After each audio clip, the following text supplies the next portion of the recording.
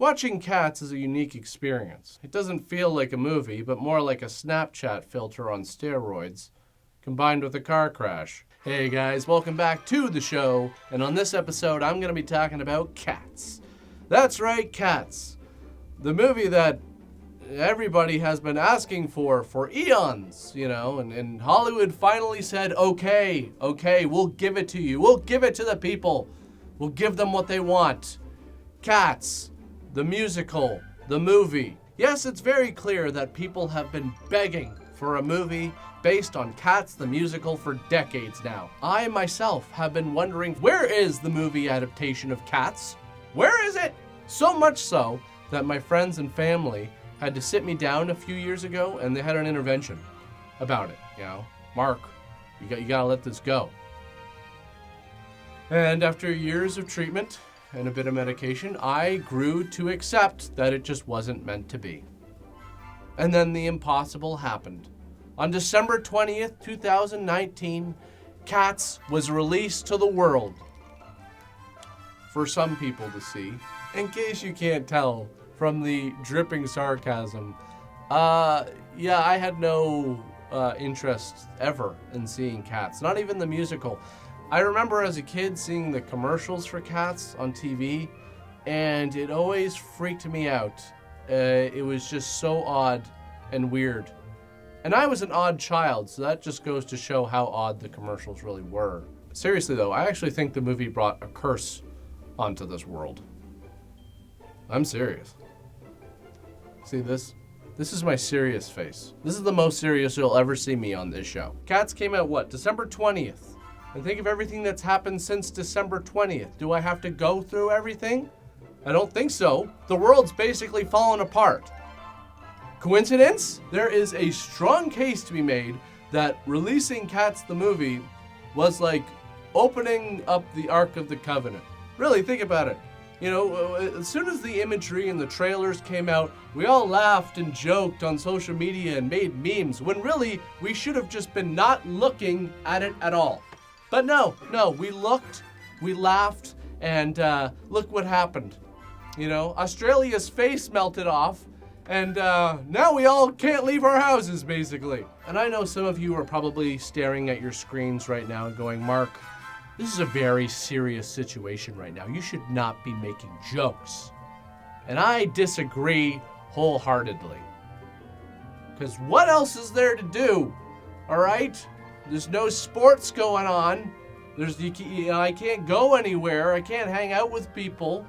So what else is there to do than sit at home and watch Cats and write about it? And then make videos for all you lovely people who are stuck in the same situation. Now you may be wondering why they chose now to make the movie adaptation of a musical that started almost 40 years ago. Well, to me, it's pretty obvious. They were waiting until they had the right technology to do this show justice. It's clear to me that, this is what Andrew Lloyd Webber had envisioned 4 decades ago with the musical, but, back then he was probably like, well, the cat people don't exist, so we might as well just use costumes and makeup until one day I can breed some kind of a feline-human hybrid or just use CGI. Yes, for those of you who didn't know, Cats is a musical that started in the 1980s and stands today as the 4th longest running Broadway musical of all time. It includes most things you would find in a musical: songs, sets, makeup, costumes, which is why now we can do away with the costumes and makeup and finally achieve this. Now, to be fair, I'm going to go ahead and say that, in my opinion, I don't think there was any way to do this movie and not have it look strange. I mean, the problem really lies with what to do with the performers. These sets, for the most part, are real. Obviously, some of this is composited, and I think they did a great job with them. But again, this kind of gets lost due to the fact that this is what's occupying those sets. And this is just Uncanny Valley to the extreme. It just messes with your head. Like, when you're watching it, you're just the whole time, what am I supposed to be looking at? Are these cats? cat people? So what do? Obviously, this is a story about cats. You're not going to use real cats. A big part of this musical is the dancing, the choreography. So could you just do what the stage production did with costumes and makeup? Technically, yes, but quite honestly, I don't think that would look any better.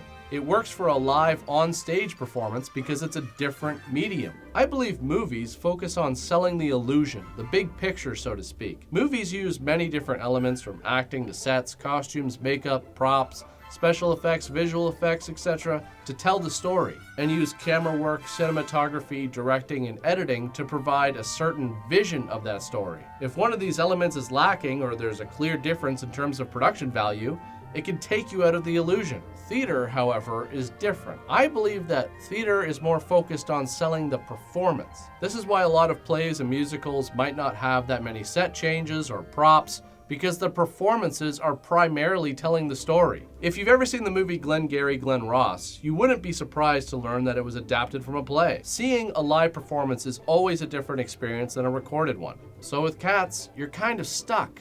You want to translate the human element of the dance performances, but you still have to sell the illusion that these characters are cats. A fully animated film with cats that look exactly like cats would take away the visual element of human performance.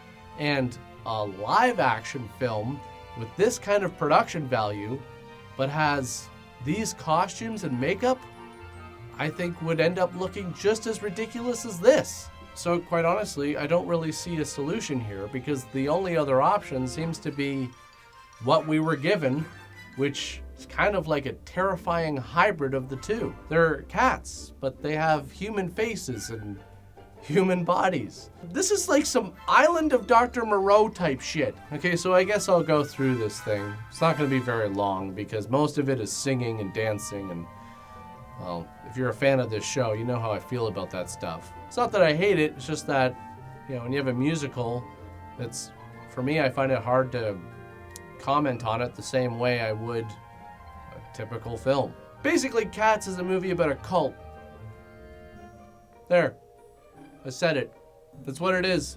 It's a cat cult looking to sacrifice one of their own.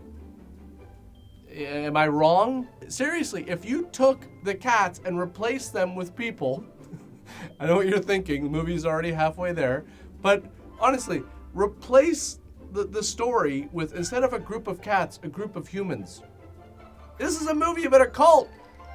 The whole movie is about trying to find one of them who's worthy enough to ascend to a higher plane and get a brand new life.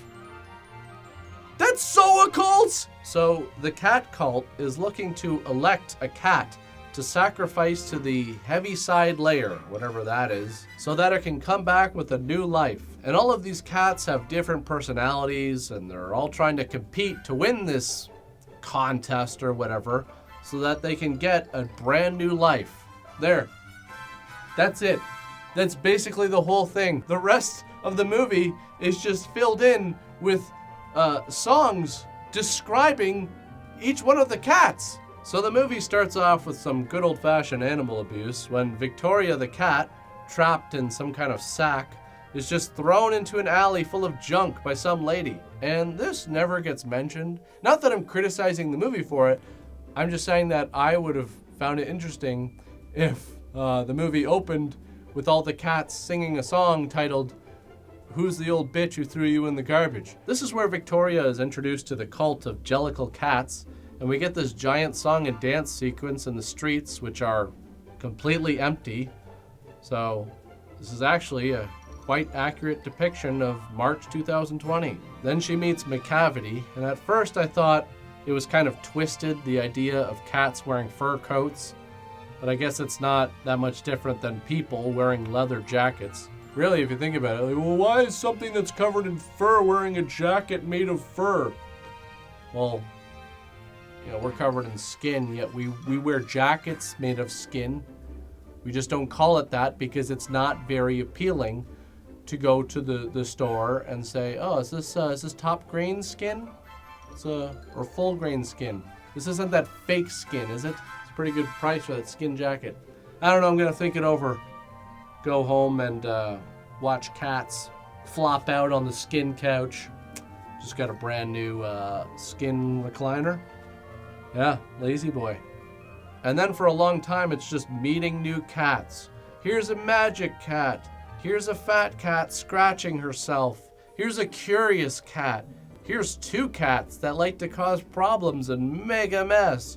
Here's a fancy fat cat, and on it goes. Anyways, they picked the one cat who was kicked out of the cult a while ago to be the Jellicle choice and send her off in some kind of a chandelier hot air balloon contraption. And then we have Judi Dench singing right at the audience, and this just seems to go on forever. It's probably the most boring yet disturbing part of the movie, because now this effect is like staring at you in the face. You can't escape it. The weird thing is sometimes the cat with a human face effect doesn't look too bad with some of the characters, but then with others, it's just pure nightmare fuel. Sometimes this effect is so jarring, I don't even know how to describe it. This version of Ian McKellen is like something from a fever dream. There are images from this movie that if I could, I would pay money to have removed from my brain and destroyed. And some things are just straight up confusing, like the scale of the cats.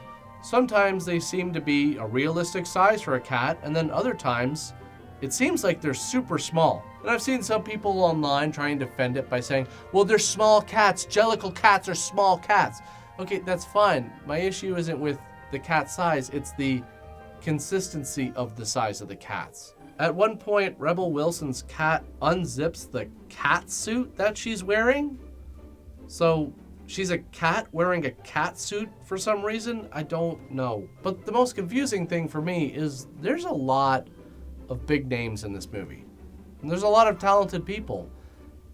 I'm just wondering, did they know? I mean, they must have done a test shoot first before they shot all of this to figure out what the end result was going to look like, effects-wise, and how they were going to do it, and if they could do it. So did the cast know how this was all going to look in the end? Because that is something I would actually pay money for. I would pay money to watch the initial, honest reactions from the cast the first time they saw this footage or they saw the trailer pop up on the internet. And I'm also kind of curious as to how many of them have actually watched the movie. You know, recently I was reading that Judi Dench still hasn't even seen it. I don't blame her. Quite honestly, a lot of this feels kind of like a waste because there was obviously a lot of talented people involved. I think Tom Hooper is a good director. From what I've seen, all the actors and dancers look genuinely excited to be doing this project. And like I said, I think the sets look good. I like the cinematography and use of color in the movie. And even though I'm not big on song and dance stuff, I can still appreciate the singing and dance choreography here. But I just find the visual effect of the cats takes away from all that stuff. Maybe it's just me, but I found it incredibly distracting. It's genuinely disturbing at times. This is definitely a weird movie. Everything about it is weird. But dare I say that it's almost fitting in a way? I mean, isn't Cats inherently a weird production? Isn't that kind of the charm of the whole thing? Universal thought it was a good idea to open the movie against Star Wars because young female moviegoers will want to see cats instead, apparently. The idea behind the counter-programming is that the demographic of young women wasn't being targeted to by the new Star Wars movie, theoretically leaving it open for this movie to capitalize on. That didn't really happen. Now, I should note that this type of counter-programming has proved in the past to be successful with musicals. But quite frankly, based on the response online this thing was getting when they gave us our first look at it, I think that most people that went to see this were fans of the musical, and they were going to see this thing regardless. And the results were basically what you'd expect. The new Star Wars made $177 million that weekend. Cats made 6.6. It finished fourth behind two movies that had already been out.